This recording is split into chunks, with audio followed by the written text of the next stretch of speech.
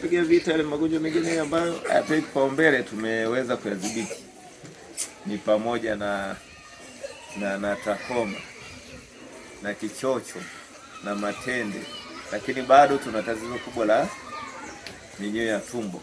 Ndio maana siku ya leo nimeona mmeanza kumeza dawa kwa ajili ya kujikinga, lakini vile vile ni tiba ya minyoo ya tumbo. Ndio maana tunasema ni nini? Kinga dawa ina kinga, na vile vile kama una minyoo inatibu. Kwa maana wale minyoo ambao wako tumboni watakwenda kufa na maisha yataendelea. Ya leo tumeanza na uzinduzi kutoka kwa Mheshimiwa DC. Amezindua zoezi la kunywa dawa kwa magonjwa ambayo yalikuwa hayapewi kipaumbele. Mpaka dakika hii tumefikisha 70% ya watoto ambao tayari wameshameza dawa, na zoezi hili bado tunaendelea nalo mpaka siku ya kesho. Kwa majina naitwa Kevin Fina Sogoti, ni mwanafunzi shule ya msingi Majengo.